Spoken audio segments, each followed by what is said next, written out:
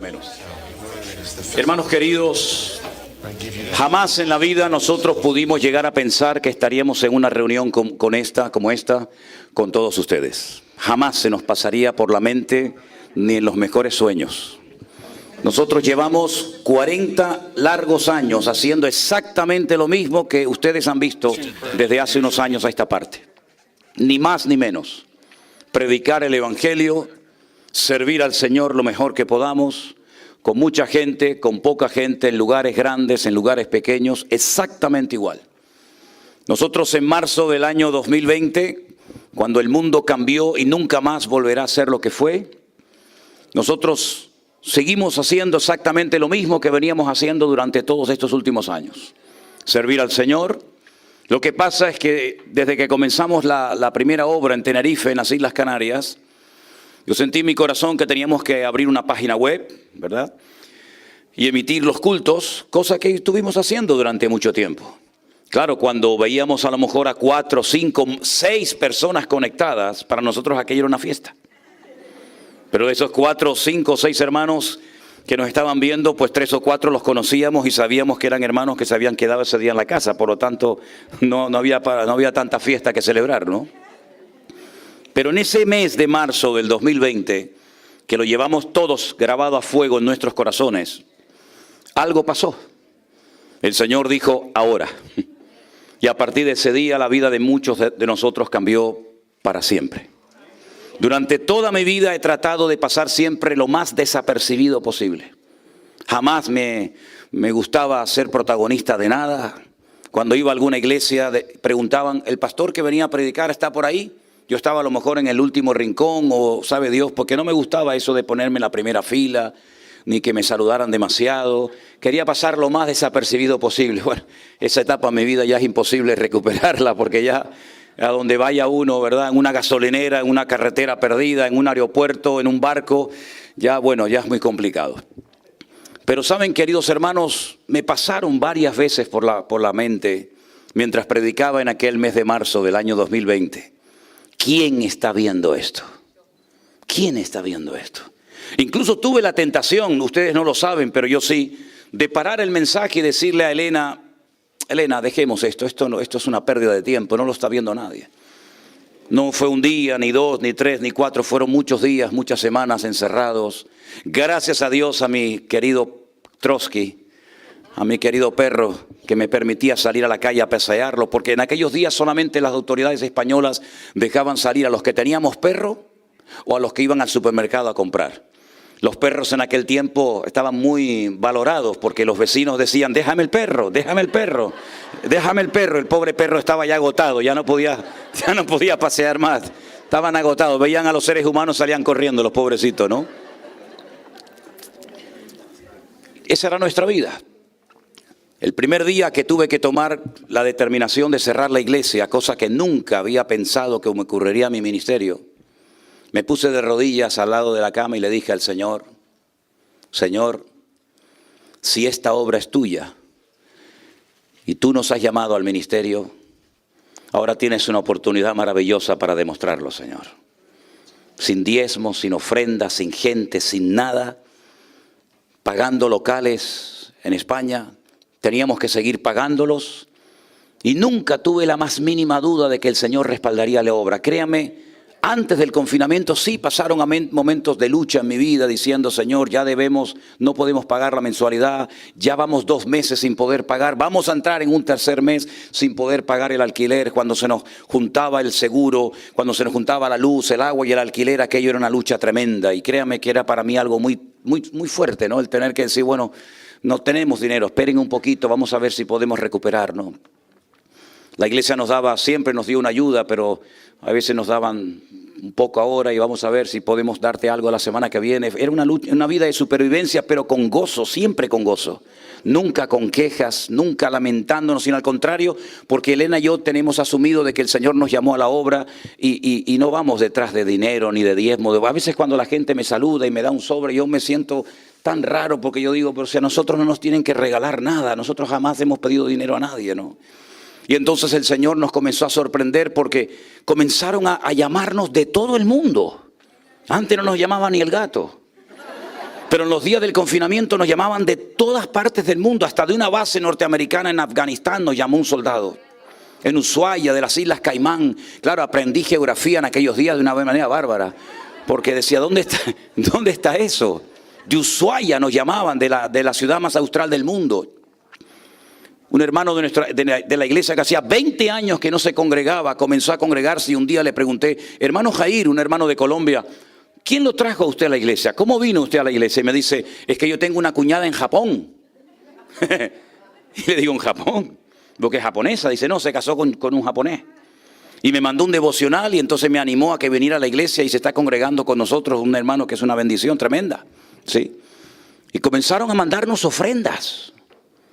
$100, $20, 100, $80, $40, $50, $1,000, $25. Y yo tenía que ir todos los días a esas empresas de RIA, de Western Union, de MoneyGram, a recoger ofrendas para la obra. Y los que me pagaban me decían, pero ¿usted por qué le mandan tanta plata?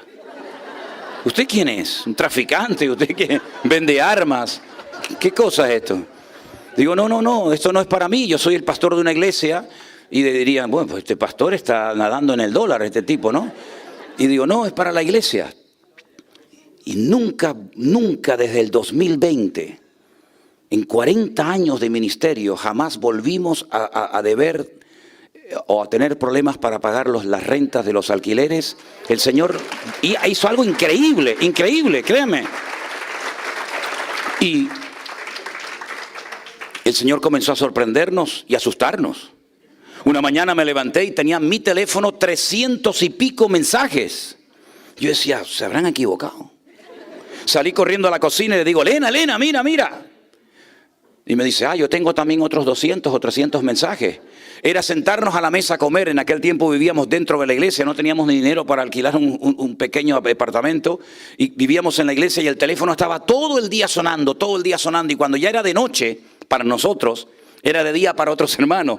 Y nos llamaban y nos decían, hola hermano, buenos días. Yo decía, bueno, buenos días. Estamos ya que no damos más, ya es de noche. Y un día, y otro día, y otro día.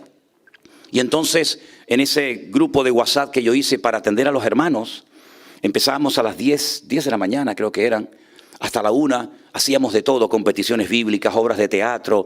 Les mandé a hacer a los hermanos un cartel, prohibido quejarse. Recibimos carteles de todas partes. Y era un tiempo maravilloso y compartíamos cada mañana un devocional con los hermanos. Y un día me pone el Señor en la mente, en el corazón, bueno, y si este devocional que haces por WhatsApp para los hermanos de la iglesia, si yo me pongo el teléfono así y lo hago en directo, a lo mejor alguien lo verá. Y yo dije, voy a intentar a ver. Papá, ¿qué fue aquello, papá? Aquello fue una bomba. Y yo digo, madre mía, la gente lo está viendo. Entonces, como me hacían preguntas y me escribían, yo digo, en vez de estar delante de una computadora respondiendo a uno por uno, de una forma muy práctica, vuelvo a poner el teléfono y respondo a las preguntas y digo, ¿qué nombre le pongo? El pastor online. Y entonces, más preguntas, más llamadas, más de todo, hasta el día de hoy. Nadie nos enseñó a trabajar a este nivel, nadie nos enseñó jamás cómo se hace todo esto, ¿saben? Entonces, nos sentamos un día, Anderson, el copastor de la iglesia, mi hija, Vanessa, su esposa, Elena, yo, probablemente alguno más, y dijimos, tenemos que organizar esto. Nos llamaban hermanos que hacía años y años que no se congregaban. Católicos que nunca habían pisado una iglesia evangélica ni habían agarrado la Biblia nunca, comenzaban a leerla y a convertirse. Gente que leía la Biblia y comenzaba a llorar en sus casas y le entregaban su vida y su corazón al Señor. Eso fue algo increíble. Como me dijo un hermano boliviano que tenemos en nuestra iglesia en Tenerife, ha empezado una revolución, pero en el buen sentido de la palabra, ¿verdad? Y dijimos, bueno, tenemos que hacer algo con todos estos hermanos que muchos no se congregan. Cuando yo empecé la obra en Tenerife, esta iglesia que estoy pastoreando ahora, un día en plena predicación, y ustedes me conocen y saben que yo no soy así mucho de profecías, y no es que no crea, pero que he oído tanto invento y tanta manipulación que yo soy muy cauto con esto. Pero Dios puso en mi corazón, digo, hermanos, Dios me está poniendo en mi corazón que les diga a ustedes ahora. Éramos 4 gatos, éramos 6, 7, 8 hermanos en la iglesia. Y le dije, hermanos, Dios ha puesto en mi corazón que les diga que esta obra, este ministerio, se va a llenar de extranjeros. Y van a venir muchas gentes, muchas personas heridas en el alma. Y bueno, ahí quedó. No sé si me creyeron o no, pero ahí quedó. Y efectivamente aquello se cumplió, porque no se imaginan ustedes la cantidad de hermanos heridos, maltratados, humillados, apaleados, que no querían saber nada de pastores, ni de Biblia, ni de nada, que el Señor ha restaurado en todo este tiempo. Y fíjense la cantidad de hermanos hondureños, guatemaltecos, argentinos, colombianos, chilenos, peruanos, venezolanos, de todas partes del mundo, que el Señor ha estado trayendo para su honra y para su gloria. Bendito sea Dios, bendito sea nuestro Dios, aleluya. Aleluya. Dios puso en mi corazón, y esto ha salido del mismísimo corazón del Señor, hacer una iglesia virtual. Cuando lo contaba, alguna gente me decía, estas son las cosas de Manolo. Otra locura más que se le ocurrió. Digo, no, vamos a hacer una iglesia virtual. Pero ¿cómo lo hacemos? Cuando aquí es de día, allí es de noche. Aquí tienen un horario, allí tienen otro horario. Comenzamos a poner todas las informaciones, teléfonos y direcciones de los hermanos en todo el mundo, clasificados, y decidimos hacer 3 grandes grupos. El grupo número 1 para todo lo que es, Canadá, Estados Unidos, Puerto Rico, incluye también México, todo eso. El grupo número 2, todo lo que es Centroamérica, Latinoamérica. El grupo número 3, España, Europa y también algunos hermanos de Israel. Y ahora, ¿cómo vamos a organizar todo esto? Necesitamos gente. Por eso, si por algo estamos Elena y yo tremendamente agradecidos al Señor, es por la gente extraordinaria que Dios ha puesto en nuestro camino, con deseos de servir, no de aparentar, no de cargos, no de figurar, no de salir en la foto, sino de, yo estoy aquí para servir al Señor. Entonces hemos organizado escuelas dominicales, hemos organizado clases para niños, clases para jóvenes, reuniones de oración, clases para mujeres, clases para hombres. Hemos organizado toda una infraestructura para que miles y miles de hermanos en sus hogares puedan escuchar la palabra de Dios. Hemos ofrecido la posibilidad de participar de la Santa Cena, hasta matrimonios hemos celebrado a través de las redes sociales. Cantidad de cosas. Lo único que me queda por celebrar son funerales. Pero prácticamente todo ya lo hemos hecho. Y quiero decirles también que ya tenemos algunos hermanos nuestros que formaron parte de nuestra iglesia virtual, ya nos están esperando en la presencia del Señor. Y no tuvimos la oportunidad de ir a saludarlos y abrazarlos. Pero estamos tan agradecidos con nuestro Dios. Y muchas preguntas pasan por nuestras mentes, ¿no? ¿Y por qué ahora, a estas alturas de nuestra vida, tú nos sorprendes con todo esto, Señor? Quiero dejar bien claro, y lo tenemos clarísimo, Elena y yo, que esto no es por nuestros méritos. Esto no es porque, claro, es que el Señor los ha recompensado, porque no, esto es gracia, esto es misericordia, esto no hay medallas, no hay nada en nosotros que Dios haya dicho, a esto vamos, no hay nada. Toda la gloria, toda la honra, todo lo ha hecho Él. De hecho, si ustedes no se ponen en contacto con nosotros y nos cuentan de tu milagro, de tu testimonio, de tu hogar restaurado, etcétera, etcétera, nosotros nunca seríamos conscientes de todo lo que el Señor ha estado haciendo. Porque no es que nosotros hemos ido viajando por el mundo haciendo campañas evangelísticas y tocando en las puertas de la gente, sino ha sido el Espíritu de Dios el que ha entrado en miles de hogares y ha hecho una obra que nada ni nadie va a detener, porque es la obra del Señor. ¡Aleluya! Así es, mis queridos hermanos. Y en este tiempo Dios nos ha dado la gran bendición de conocer a hermanos de muchas partes del mundo y los que quedan. Ya hemos celebrado el primer congreso de la iglesia virtual para lo que es España y Europa, aunque vinieron hermanos de Estados Unidos, vinieron de Costa Rica, de Chile, de Argentina y de otros países. Lo celebramos recientemente ahora en la última Semana Santa en la ciudad de Toledo, en un pueblecito de Toledo llamado Los Llévenes. Allí juntamos a los hermanos que decidieron venir para el primer congreso de la iglesia virtual del grupo número 1. Y el Señor ha puesto en mi corazón que el próximo año, Dios mediante, si lo podemos ya casi anticipar por fe, vamos a celebrar varios congresos en el mes de marzo, el año que viene en los Estados Unidos, para todos los hermanos de este país y de todo el continente, para que vengan a alabar a Dios y darle la gloria y la honra al Señor. Aleluya. Dios es bueno y para siempre su misericordia. Bendito sea Dios. Esto, si no fuera del Señor, sería imposible haber llegado hasta aquí. Totalmente imposible. Es la gracia, es la misericordia, es la bondad de nuestro Dios el que ha hecho posible. Para muchos es una locura, ¿Qué es eso de la iglesia virtual? No estamos compitiendo contra denominaciones ni contra iglesias. ¿Saben la cantidad de miles de personas que nos han llamado de todas las partes del mundo, de sus congregaciones, diciendo, hermano, nosotros no queremos atender a gente, no es que no queramos, sino que por respeto a los pastores y por las iglesias, no le damos lugar a nuestra membresía de la iglesia a personas que tienen sus respectivos pastores e iglesias? Amen a sus pastores, bendigan a sus iglesias, sean fieles en sus respectivas congregaciones. Esto de la iglesia virtual no se creó, no se abrió para hacerle la competencia a pastores, a iglesias, para sacar gente de las congregaciones. En absoluto, jamás lo hemos hecho y nunca lo haremos. Pero tenemos gente tetrapléjica que no puede moverse hace años en sus casas, que llega la palabra de Dios a sus hogares. Tenemos ancianas en lugares muy fríos, de más de 30 y 40 grados bajo cero, que no pueden salir de sus hogares y que les llega la palabra de Dios a sus sitios. Tenemos gente que incluso ha querido quitarse la vida. Nunca olvidaremos cuando me llamó una hermana de la iglesia virtual en Chile y me dice, hermano, estoy pasando por la calle y veo a un policía, un carabinero chileno subido a un puente, se va a quitar la vida, se quiere suicidar. Y le dije, hermana, ponga el teléfono en manos libres para que me oiga. Y le pude dar una palabra de aliento y el hombre se bajó y gracias al Señor no se quitó la vida. Y hemos tenido varios casos así, varios casos. Dios ha sido tremendamente maravilloso y como decíamos en el último congreso que tuvimos en España, esto no ha hecho más que empezar. Lo mejor está por venir. Yo estoy plenamente convencido que esto no lo va a detener nada, porque no es la obra de Manolo, no es la obra de Elena, no es la obra de una iglesia, es la obra del Señor. Y el Señor dijo hace 2000 años que las puertas del Hades, las puertas del infierno no prevalecerían contra ella. Es una promesa del Señor y se cumple literalmente. Cuando yo leía en la Biblia ese pasaje de las puertas del Hades no prevalecerán contra la iglesia, dije, ¿dónde dijo el Señor esa palabra y por qué la dijo? Las puertas del Hades no prevalecerán contra la iglesia. Y un día cuando viajé a Israel, vi que en la Biblia ponía que el Señor dijo esta palabra, esta declaración en una ciudad que en aquel tiempo se llamaba Cesarea de Filipo.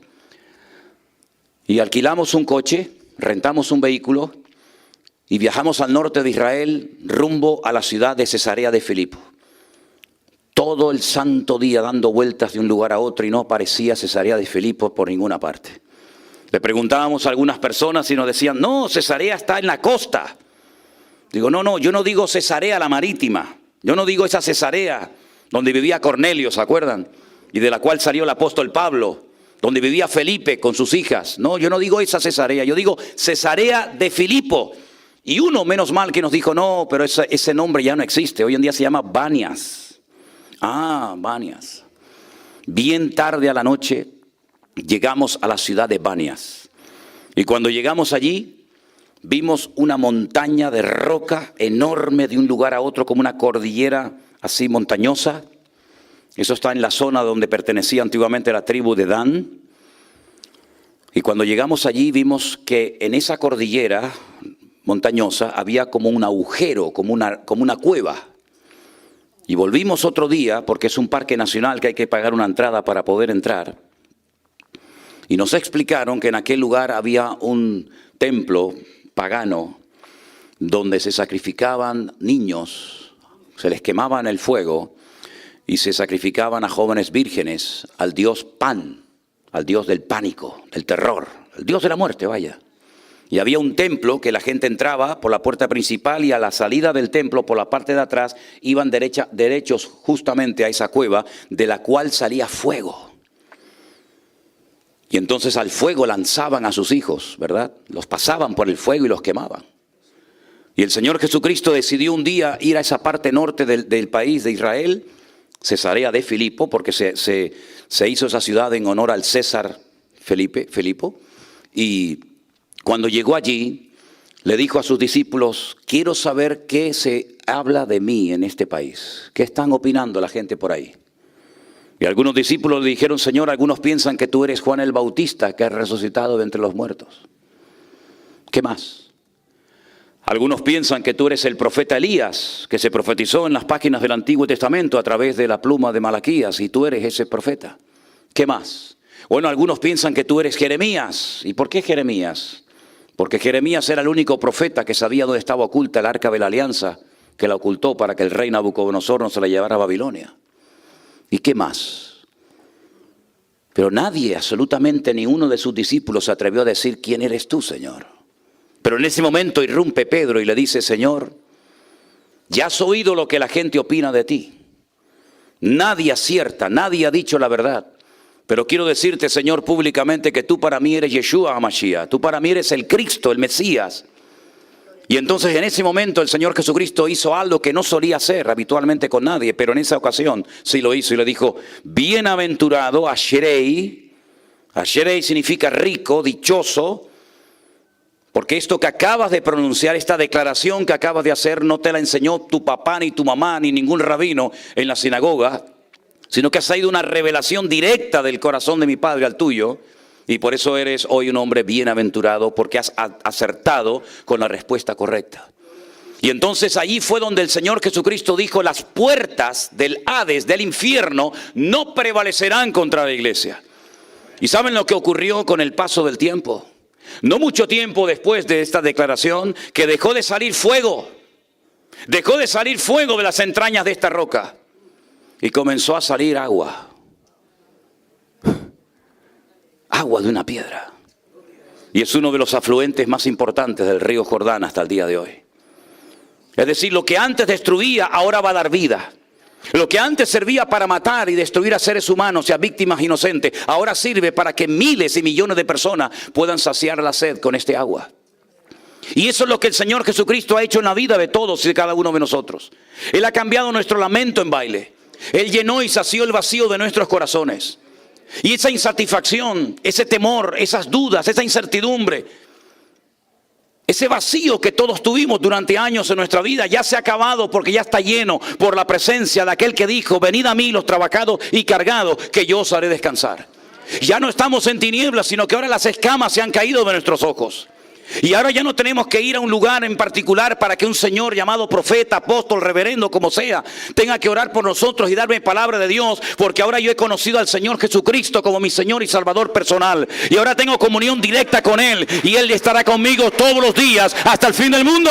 Fuertes aplausos al Señor. ¡Aleluya! ¡Amén! Así que mis queridos hermanos, cuando comenzó a terminar la pandemia y comenzaron ya las iglesias a abrirse, algunos pastores me llamaron. Sí, algunos pastores me llamaban y me decían, qué bien cómo el Señor te ha bendecido y cómo el Señor les ha usado. A pesar de que sois una isla muy pequeñita de menos de 150 kilómetros de largo y cómo tanta gente se ha convertido. Pero quiero que sepas, siempre vienen los profetas de turno, que eso ha sido una novedad. Eso ha sido porque la gente no comía, la gente no tenía las iglesias, y entonces en cuanto la gente vuelva a sus respectivas congregaciones, olvídate, esto de la iglesia virtual va a terminar muriendo, la gente se va a aburrir, la gente no va a seguir con esto. Y yo decía en mi corazón, esto no ha hecho más que empezar. Y lo hemos visto. Y no es que nosotros nos hayamos empeñado en hacer algo diferente, algo distinto, no. Sino que ha sido el Señor el que nos ha demostrado que en cualquier lugar del mundo y de la tierra donde hay un hijo de Dios que le ama y le busca con todo su alma y con todo su corazón, el Señor derrama de su gloria y te busca y te perdona y te limpia y te transforma para su honra y su gloria. Aleluya, bendito sea Dios, bendito sea el Señor. Y yo en esta tarde quisiera compartirles, porque no estoy predicando, estoy simplemente hablando un poquito. Ahora voy a comenzar a compartir la palabra antes de la cena. No sé cuántos han traído la Biblia, no sé si son tan amables y me acercan esa Biblia marrón que tengo ahí debajo de esa carpeta azul. Gracias, hermana, muy amable. No, la Biblia. Solo predicar de la Biblia, no del ignario. Gracias. Hay muy pocos capítulos en la Biblia que son monográficos, es decir, que tratan un solo tema. Tenemos, por ejemplo, Romanos capítulo 12. Que es el capítulo que habla de los dones del Espíritu Santo y también habla acerca de los deberes cristianos. Es prácticamente un monotema que lo va desarrollando Pablo en diferentes facetas. Tenemos el famoso y precioso capítulo 13 de Primera de Corintios, que es el capítulo del amor ágape, el amor perfecto, el amor revelado en Cristo Jesús, Señor nuestro. El amor cuyas características se manifiestan en la figura de Jesús, ¿verdad? Y tenemos también el capítulo 11 de la carta a los Hebreos, que es el capítulo de la fe. Y ahí todos tenemos que sentirnos identificados. Yo quisiera leerles algunos versículos de esta preciosa carta, arrancando desde el versículo 1, que dice la palabra de Dios así. La definición bíblica de la fe es esta. La fe es la certeza de lo que se espera, la convicción de lo que no se ve. Por ella alcanzaron buen testimonio los antiguos. Por la fe entendemos haber sido constituido el universo por la palabra de Dios. De modo que lo que se ve fue hecho de lo que no se veía. Y ahora hay una lista enorme de hombres y mujeres, como por ejemplo tienen aquí en el versículo 4 a Abel, en el versículo 5 a Enoc, versículo 7 a Noé, versículo 8 a Abraham, versículo 11 a Sara, su esposa. En el versículo 21 se habla de Jacob, el que también se conoce como Israel. En el versículo 22, José, uno de sus hijos. Versículo 23, Moisés. Versículo 31, Rahab, la ramera de Jericó. En el versículo 32 dice, ¿y qué más digo? Porque el tiempo me faltaría contando de Gedeón, de Barak, de Sansón, de Jefté, de David, así como de Samuel y de los profetas, que por la fe conquistaron reinos, hicieron justicia, alcanzaron promesas, taparon bocas de leones, apagaron fuegos impetuosos, evitaron filo de espada, sacaron fuerzas de debilidad, se hicieron fuertes en batalla, pusieron en fuga a ejércitos extranjeros. Las mujeres recibieron sus muertos mediante resurrección, mas otros fueron atormentados, no aceptando el rescate a fin de obtener mejor resurrección. Otros experimentaron vituperios y azotes, y además de esto prisiones y cárceles. Fueron apedreados, aserrados, puestos a prueba, muertos a filo de espada, anduvieron de acá para allá cubiertos de pieles de ovejas y de cabras, pobres, angustiados, maltratados, de los cuales el mundo no era digno, errando por los desiertos, por los montes, por las cuevas y por las cavernas de la tierra. Y todos estos, aunque alcanzaron buen testimonio mediante la fe, no recibieron lo prometido, proveyendo Dios alguna cosa mejor para nosotros, para que no fuesen ellos perfeccionados aparte de nosotros. Me llama mucho la atención que, por ejemplo, cuando hablamos de la fe, algo tan importante hasta el punto que dice la Biblia que sin ella, sin fe, es imposible agradar a Dios. Da igual lo que usted sea, da igual el dinero que tenga, da igual cómo se llame. Si usted no tiene fe, usted nunca va a poder agradar a Dios. Es un requisito, es una ley del reino de Dios. Sin fe no se puede agradar a Dios. Sin fe es imposible servir al Señor. Pero es interesantísimo ver la cantidad de enfoques diferentes que la Biblia le da a este tema de la fe. La fe salvadora, por gracia sois salvos, por medio de la fe, y esto no de vosotros, pues es don de Dios, Efesios 2, 8 y 9. Romanos capítulo 12 nos habla, 1 Corintios capítulo 12 nos habla acerca de la fe como un don. Y Gálatas capítulo 5, versículos 22 y 23 nos habla de la fe como un don, como un fruto. El fruto del Espíritu es amor, gozo, paz, paciencia, benignidad, verdad, mansedumbre, fe, templanza. Contra tales cosas no hay ley. Es un medio para alcanzar salvación, es un don de Dios y al mismo tiempo es un fruto. Es una manifestación de la presencia del Señor, de su Espíritu Santo dentro de nuestras vidas. Todo el mundo tiene fe, todos, hasta los ateos tienen fe. Cuando usted se monta en un avión, no le dice al piloto, ¿cómo se llama usted? ¿Me puede enseñar su permiso, su título de navegación? ¿Está usted bien? ¿O ha bebido mucho? ¿Ha dormido bien? ¿Ha descansado? ¿Qué religión practica usted? ¿Es ateo, cristiano, evangélico, satanista, brujero? ¿Qué es usted? ¿Es hombre, es mujer? ¿Qué edad tiene? ¿Me puede enseñar si tiene problemas de la vista? ¿Me da un certificado médico? No hace falta preguntar nada. Usted se monta en el avión y no sabe ni cómo se llama ese caballero. Claro, da un poco de una sensación extraña cuando ves que el piloto sale de la cabina y se va al baño. Y yo digo, espero que haya otro dentro, porque si no vamos listos, ¿no? Pero queridos hermanos, hasta los ateos tienen fe. Cuando usted se monta en un ascensor, usted no está viendo si le ha hecho una revisión hace poco, hace mucho tiempo, si está en buenas condiciones, en malas condiciones, no ve si están engrasadas las cadenas, si sube, se baja. No, usted se monta y punto. Cuando usted agarra su coche y se va a conducir cientos o miles de kilómetros, usted sale a la carretera con fe. Si usted supiera que se va a matar, que va a sufrir un accidente terrible, probablemente no se montaría. Eso se llama fe natural. Todo el mundo tiene fe. Usted trabaja y espera que al final de la semana o del mes o de la quincena el patrón le pague lo que le ha prometido dar. Eso es una fe natural. Todo el mundo tiene esa fe. Pero esa fe no sirve para agradar a Dios. La fe que sirve para agradar a Dios viene del mismísimo corazón de Dios. Es un regalo de Dios. Es una tragedia no tener fe en Dios. Hay gente que dice, a mí me gustaría tener la fe de ustedes, pero no la tengo. Pues pídala a Dios para que el Señor se la dé. Porque no nacemos con fe en Dios, nacemos tal vez con fe que cuando lloramos nuestra madre nos enchufa lo que nos tiene que enchufar, ¿no? Lo que nos tiene que dar. Pero mis queridos hermanos, cuando nosotros nos convertimos, yo no tenía ninguna fe, yo no creía en Dios, no creía en pastores, no creía en iglesia, no creía en Biblia, no creía en nadie. ¿De dónde viene esa fe? ¿Dónde se compra, por amor de Dios? ¿Dónde se puede obtener? ¿Quién la vende?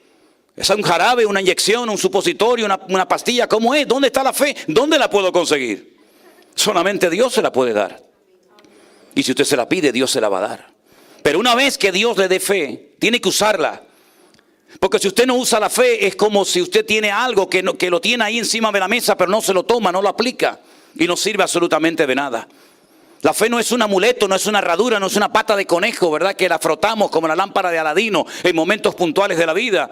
Sino que la fe es algo que hay que utilizar cada día de nuestra vida. Tenemos que usar la fe. Y dice la Biblia que el justo por la fe vivirá.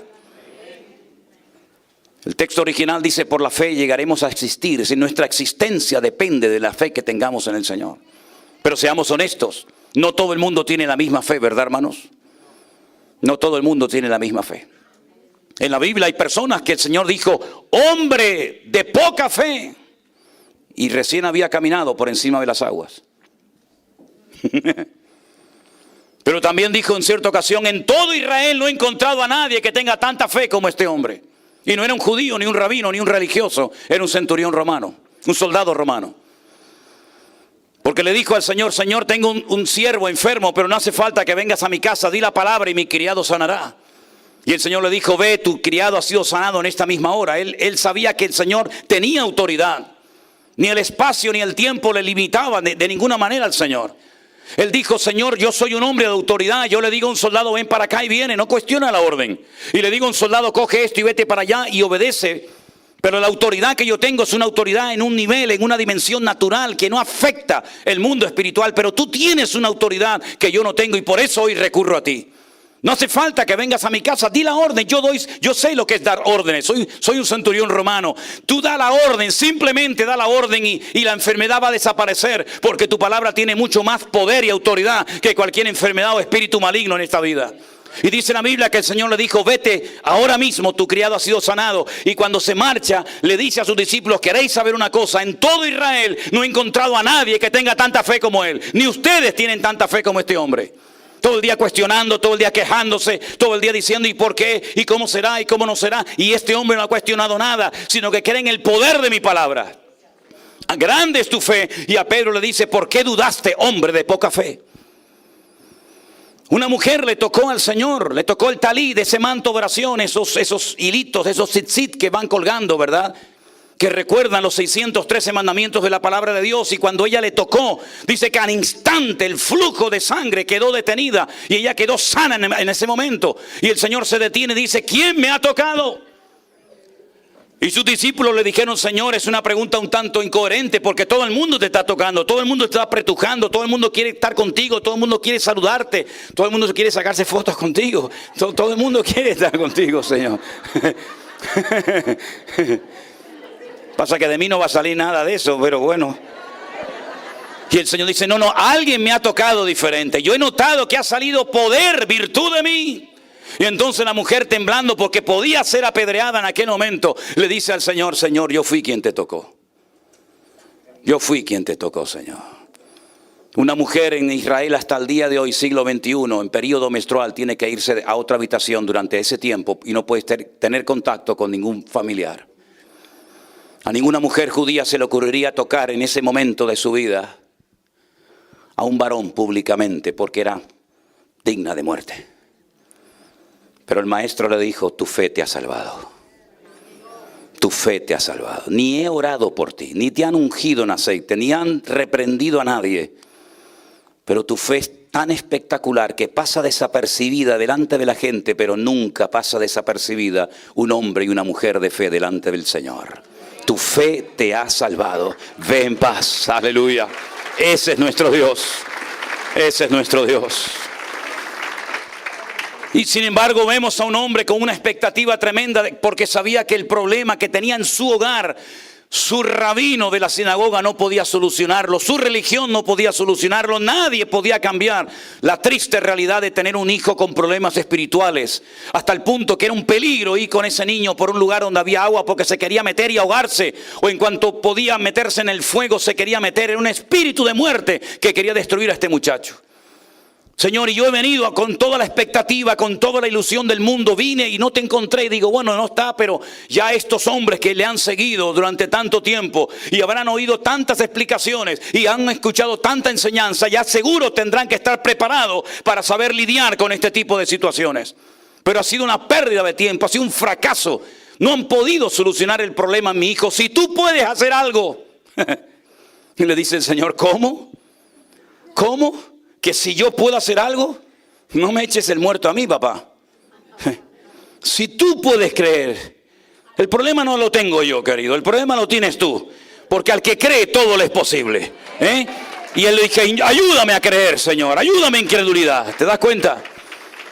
Había menguado en cuanto a la fe, vino con una expectativa tremenda, pero al final sus discípulos no dieron la talla. Y cuando están en privado con el maestro, le dice, Señor, ¿te podemos hacer una pregunta desde lo más profundo de nuestro corazón? Señor, ¿por qué nosotros no pudimos solucionar el problema? Sabemos tanto de la Biblia, sabemos cómo caminas, cómo te mueves, cómo piensas, cómo eres. Pero cuando llegó el momento de la verdad, de poner en práctica lo que he aprendido de ti, no pudimos, los 9 juntos no pudimos. Y tú llegaste, hiciste así y solucionaste el problema en un momento. Y el Señor le dijo, ¿sabéis por qué? Por vuestra poca fe. Ese es el problema real que ustedes tienen. Tienen la cabeza así de gorda y el corazón así de pequeño. Porque si tuvierais fe tan solo como un pequeño gramo de mostaza, podríais mover los montes de un lugar a otro. Pero todavía no habéis madurado ni crecido como se espera de vosotros. Se tuvieron que tragar la explicación del maestro. Hasta el último momento, hasta el día de la ascensión, dice que eran duros de corazón, porque no terminaban de entender que el que tenían delante no era simplemente un hombre que nació en un pueblecito llamado Belén de Judea, sino que tenían delante de ellos al Rey de Reyes y Señor de los Señores, al que transforma la vida, al que sana a los enfermos, al que levanta a los muertos, al creador del universo. Lo tenían ahí en carne y hueso delante de ellos, delante de sus narices. Y por eso, mis queridos hermanos, cuando uno lee todo el capítulo de Hebreos, que espero que lo puedan leer esta noche o en los próximos días, uno dice, no eran superhombres, no eran supermanes, eran personas con tentaciones, con debilidades, con caídas, con tropiezos, con defectos, como todos. Ay, amigo, pero cuando echaban mano de la fe en el Señor, eran capaces, hermanos, de levantarse contra leones o contra osos y los vencían como si fueran hormigas. Eran capaces de derrotar gigantes. Eran capaces de hacer maravillas. Y no solamente eran capaces de hacer algo instantáneo y ya está, sino que eran capaces de mantenerse un día y otro día y un año y 2 años y 120 años construyendo un barco en medio de un desierto. Eso es una locura hasta el día de hoy. Si a alguien se le ocurre construir un barco de 300 metros de largo, 13 metros de ancho y 50 metros de altura en un desierto, dirían, estás loco, querido. Pues eso fue lo que hizo Noé durante 120 años. Y supo involucrar a sus hijos. Y supo involucrar a las esposas de sus hijos. Y toda la familia se involucró en la obra de Dios en aquel momento. ¿Por qué? Porque tuvo fe en la palabra de Dios. No sintió nada, no vio nada. No vino un ángel del cielo a revelarle la voluntad de Dios, como en el caso de María o de Daniel o otros. Pero él creyó en la palabra de Dios. Algo va a pasar y tenemos que prepararnos para que no nos destruya el diluvio. Y se preparó y fue una fe constante, permanente, de un día y de otro. ¿Y qué es lo que nos mantiene firmes en la fe? ¿El aplauso? ¿El reconocimiento? ¿Las flores? ¿Las ofrendas? No, lo que nos mantiene firmes es cuando tenemos la fe puesta sobre la roca, que es la palabra de Dios. Soplan vientos, vienen tormentas, vienen pruebas, pero permanecemos para la gloria de Dios. Porque la fe es alimentada por la palabra, y la palabra es lo que alimenta la fe. Porque la fe viene por oír, por obedecer la palabra de nuestro Dios. Por eso dice que sin fe es imposible agradar a Dios. ¿Y qué fue lo que motivó a Abraham? Un hombre que vivía muy bien en Ur de los Caldeos, en Kuwait, donde hoy en día estaría Ur de los Caldeos. que fue lo que motivó a un muchacho a salir de su casa. ¿Saben lo que significaba salir de la casa del padre sin que éste hubiera muerto? Ser desheredado automáticamente. ¿Qué fue lo que motivó a este hombre a salir de su casa, de su tierra, de su parentela, de su país, sin saber a dónde iba? Porque yo agradezco el esfuerzo que muchos de ustedes han hecho por venir esta tarde a este lugar, pero sabían a dónde venían. Pero es que Abraham, si alguien le preguntaba, incluso a su querido padre, pero hijo, ¿tú a dónde vas? ¿Pero qué mosca te ha picado? ¿Ir a dónde? No lo sé. ¿Cómo que no lo sabes? Pues tú ya eres un hombre hecho y derecho. Yo no te eduqué para que fueras este tipo de persona, sin criterio, sin personalidad. Bueno, ahora voy para allá. ¿Quién te ha dicho que vayas? Dios. ¿Qué Dios te ha dicho a ti esto? Él salió sin saber a dónde iba. No llevaba mapa, no llevaba brújula, no llevaba GPS, no llevaba nada. No llevaba las coordenadas del lugar exacto donde tenía que ir. Pero él salió sin saber a dónde iba. Y en el camino Dios le fue hablando y revelando su gloria, porque se mantuvo en la fe en el Señor. Y dice que llegó un momento que lo que le interesaba en la vida, y dice que la llegó a ver. Esto es algo tremendo, hermano. Lo que a él le interesaba no era tanto llegar a la tierra que fluye leche y miel, a la tierra de Canaán, la tierra de Israel, sino que él lo que en el fondo buscaba era la ciudad cuyo arquitecto y fundador es Dios. ¿Y qué ciudad es esa, hermano? ¿Qué ciudad es esa? ¿Manhattan? ¿Orlando? ¿Miami? ¿Madrid? ¿Dónde hay una ciudad que haya hecho Dios? Que Él haya establecido, que Él haya fundado el ancho, el largo, lo profundo, las dimensiones, los colores, el tamaño. ¿Dónde está la ciudad cuyo arquitecto y fundador es Dios? Solamente conozco una, se llama la Nueva Jerusalén. Y Él dice que la vio y la saludó de lejos, diciendo, algún día yo estaré en esa ciudad. Nunca había ido a un culto. No era miembro de la iglesia virtual Centro Evangélico Vida Nueva. No había leído la Biblia, no tenía pastor, no tenía nada, pero tenía un Dios que le acompañó hasta el último momento de su vida. Y fue tan grande la fe de este hombre. Escuchen bien, hermanos. Fue tan grande la fe de este varón de Dios, que cuando el Señor le honra y le premia con un hijo, Isaac, el hijo de la promesa, el Señor le habla un día y le dice, ahora quiero que me lo sacrifiques sobre un altar. Ponte en el lugar de Abraham. Ponte en el lugar de Abraham. Vete a tu esposa y dile, despídete de tu hijo porque nunca más lo vas a volver a ver. ¿Por qué? El Señor me lo ha pedido en ofrenda, en sacrificio.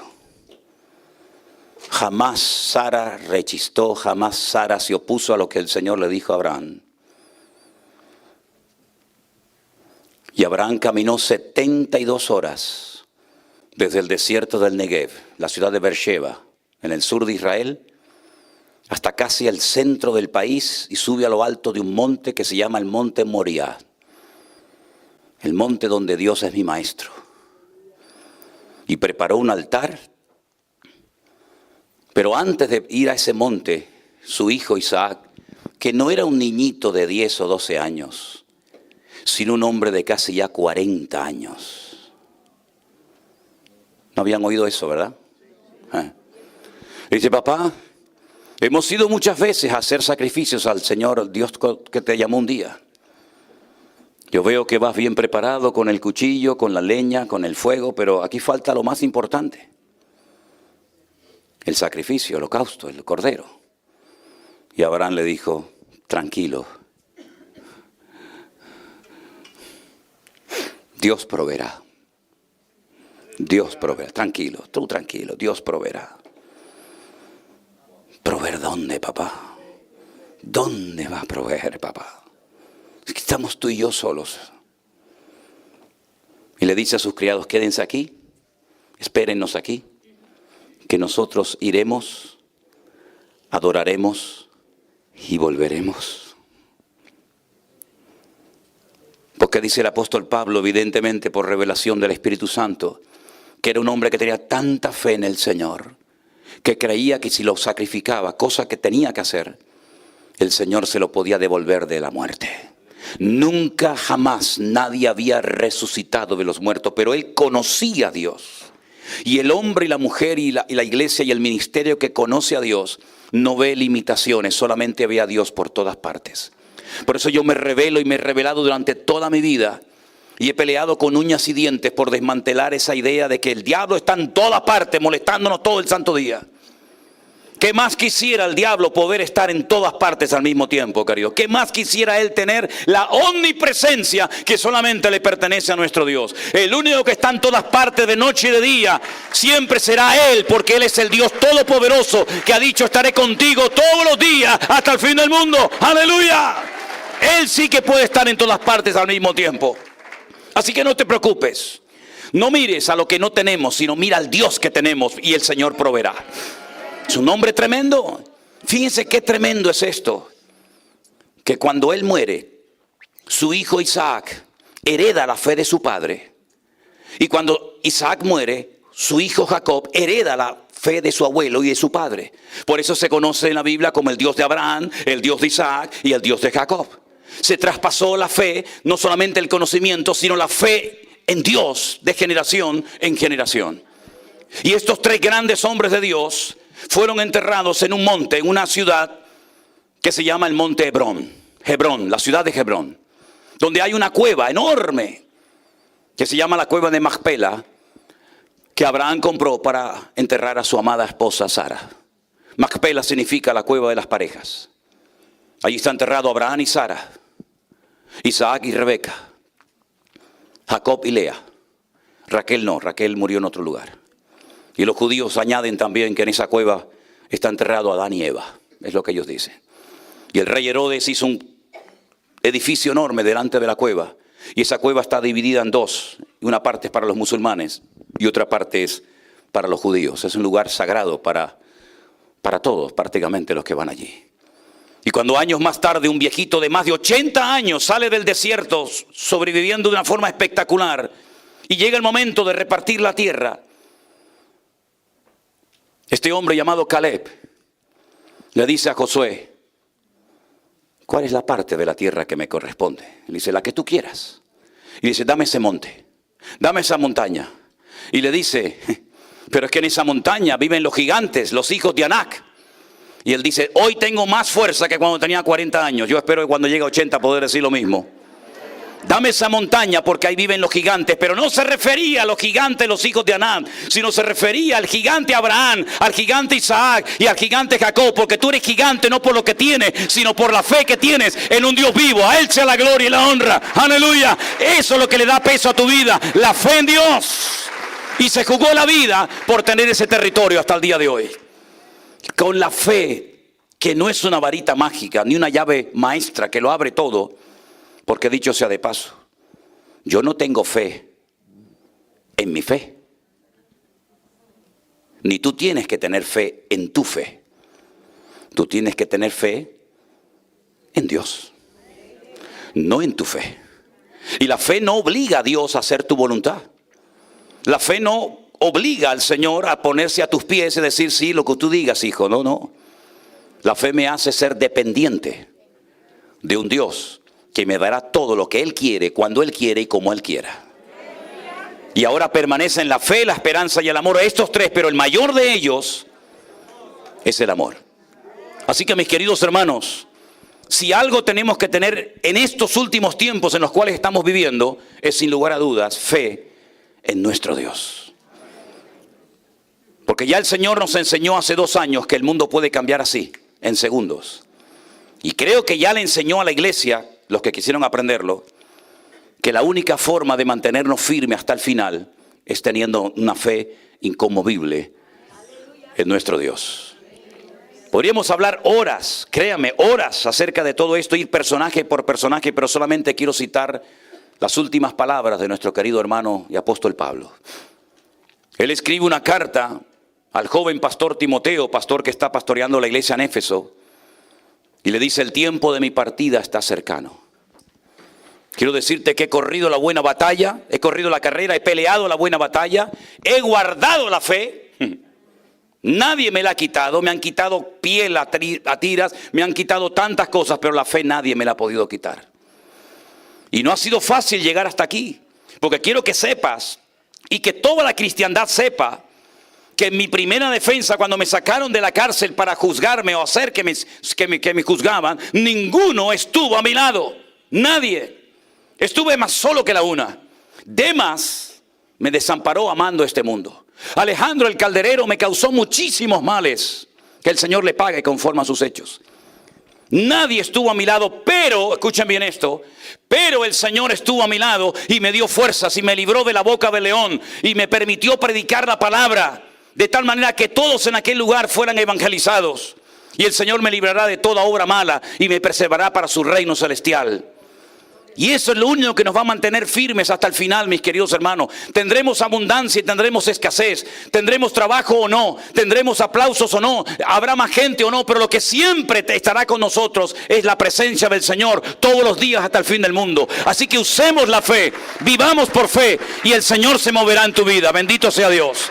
Pónganse de pie, queridos hermanos, en esta tarde. Aleluya. Póngase ahí de pie en esta tarde donde está. Y oremos a nuestro Dios. Y pidámosle a Él que nunca decaiga la fe de nuestros corazones. Aleluya. Señor, te damos gracias en esta tarde por la obra que tú estás haciendo entre nosotros. Te doy gracias por el amor, Señor, que has puesto entre tu amada iglesia, Señor. Y por todas las cosas maravillosas que nos has permitido disfrutar hasta el día de hoy. Y por lo que vendrá en el futuro también, Señor. Anticipadamente te damos las gracias. Señor, te pedimos que nunca decaiga nuestra fe, Señor. Sino que podamos mantenernos firmes, mirándote a ti solamente, Señor. Sabiendo, Dios, que tú nunca nos vas a abandonar, ni te vas a cansar de nosotros, sino que tú estarás con nosotros todos los días hasta el fin del mundo, mi Señor. Te doy gracias por cada uno de mis hermanos aquí presentes. Y oramos también por los hermanos que les hubiera gustado estar, pero que no pueden estar con nosotros hoy. Oramos, Señor, para que tú bendigas tu obra en toda esta iglesia virtual que milagrosamente tú has levantado, Señor, y tú has sido glorificado en las vidas. Señor, manténnos unidos con ese amor inalterable entre nosotros. Gracias por tantas personas fieles que oran, que se esfuerzan cada día y que hacen posible eventos como este, Señor. Gracias por todos y cada uno de los colaboradores. Nuestra hermana Cristina, nuestra hermana Xiomara, nuestro hermano Jeremías allí en California. Todos y cada uno de los hermanos que trabajan y se esfuerzan cada día para que la palabra de Dios se mantenga predicándose la sana doctrina. Sin desviarnos a diestra ni a siniestra, Señor, sino predicando claro lo que tú quieres que enseñemos a tu amada iglesia. Señor, ayúdanos a serte fieles, Señor. Ayúdanos a mantenernos fieles a ti y a tu palabra. Y que nunca entre nosotros se produzcan divisiones internas, sino todo lo contrario. Que seamos un ejemplo a tantas y a tantas personas que dudan y que no creen que tú todavía sigues haciendo milagros y transformando vidas. Bendice a todas y cada una de las familias, Dios mío, aquí representadas en esta tarde. Bendice nuestros hijos, bendice los matrimonios. Las personas que están nuevas en esta tarde entre nosotros, que hoy haya personas que decidan aceptar y recibir al Señor Jesucristo en sus corazones como su Señor y Salvador personal, Dios mío. Gracias por los maridos que han venido acompañando a sus esposas. Gracias por los hijos, Señor, que tal vez aún no se han convertido, pero que hoy están aquí y han oído tu palabra. Y sabemos que no saldrán igual que como entraron. Señor, te daremos siempre a ti la gloria y la honra. Y gracias por permitirnos a estas alturas de nuestra vida y de nuestro ministerio ver tantas cosas lindas y hermosas que tú estás haciendo entre tu pueblo, Señor. Gracias por esta comida, por esta cena que también vamos a poder participar. Pedimos, Señor, que podamos disfrutar y podamos, Señor, pasar un tiempo inolvidable. El tiempo que nos resta en este salón. Y gracias, Señor, por cada uno de mis hermanos. Te doy gracias por sus vidas. En el nombre de Jesús. Amén y amén. Fuerte ese aplauso a nuestro Dios. Aleluya. Amén. Amén. Salude al hermano que está a su lado. 3 o 4 hermanos, salúdelo. Diga, hermano, Dios le bendiga. Dios le bendiga. La paz del Señor sea sobre su vida. Dele la bienvenida si no lo conoce. Dígale, hermano, soy de esta ciudad. Soy de este sitio. Dele la más cordial bienvenida a sus hermanos. Preséntese, dele un abrazo, un beso. Y dígale, hermano, cuánto me alegro de verte y conocerte personalmente. Que Dios les bendiga grandemente. La paz del Señor les acompañe. Así que, hermanos queridos, que Dios les bendiga. Quiero también que por favor le demos un aplauso a todos los que han hecho posible que todo esto esté tan lindo y tan preparado. Que Dios les bendiga. Bendiciones. Y quiero llamarles, por favor, hermana Cristina, hermana Xiomara, y lo que ustedes me digan, hermanas que han colaborado. Miren, tomen asiento. Cuando llegamos a este salón, las sillas, las mesas no estaban colocadas. Ha habido gente que las ha traído, que las ha colocado. Después, cuando termine la reunión, los que podamos colaboraremos para que todo se recoja y quede bien. ¿Se ha pagado todo? Gracias al Señor. El salón, ¿cuánto costó este salón? 1.500. Este salón costó, alquilarlo, hay un sonido raro aquí dentro. Este salón costó $1.500 alquilarlo. Lo hemos alquilado porque no tenemos una iglesia de momento. No tenemos un local físico en este lugar. Hemos tenido que rentar este lugar y nuestra hermana Cristina me dice que gracias al Señor se ha cubierto perfectamente el gasto. Así que gloria a Dios. Dios es bueno. A Él toda la gloria. Ellas han trabajado muchísimo, les dejo con ellas, porque yo si sigo hablando me van a dar aquí las 4 de la mañana y mi mujer me dice, no hables tanto. Dios les bendiga, hermanos. Bendiciones para todos. Amén.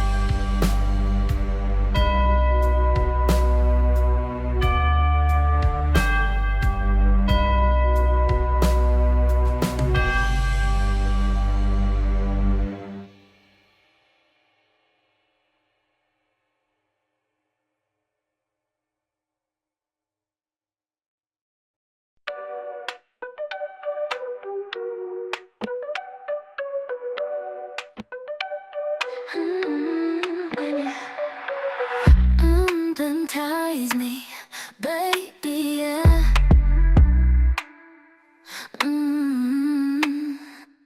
But I love the way you take control.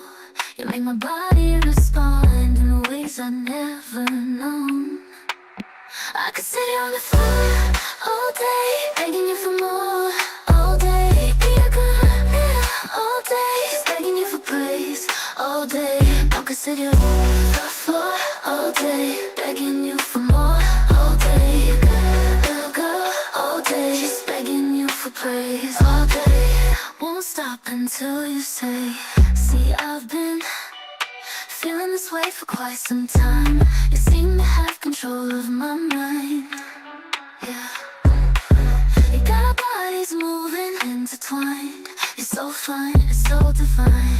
You have a way with me, I know you can see it. The way you look at me, I know you can feel it. But I love the way you take control. You make my body respond in ways I never known. I could sit here on the floor all day, begging you for more. All day, be a good girl. All day, just begging you for praise. All day, I could sit here on the floor all day, begging you for more. All day, good girl. All day, just begging you for praise. All day, won't stop until you say. You talk to me, your voice does something to me, baby. You make me weak at my knees when you're whispering to me. You're so hypnotic, wanna get lost in your trance. Hypnotize me, baby, let's dance. Let's get lost in this romance. See, I love the way you take control. You make my body respond in ways I never know. I could sit here on the floor all day, begging you for more. All day, be a good girl. All day, just begging you for praise. All day, I could sit here on the floor all day, begging you for more. All day, good girl. All day, just begging you for praise. All day, won't stop until you say, you can take control of me. Just whisper to me, baby, tell me what you want of me. I'll do anything I can to please you, yes please. Hypnotize me, baby, I'm just here to please you, baby. Just here to please you, please you. I can sit here on the floor all day, begging you for more. All day, all day, begging you for praise. All day, I could sit here on the floor all day, begging you for more. All day, all day, just begging you for praise. All day, won't stop until you say.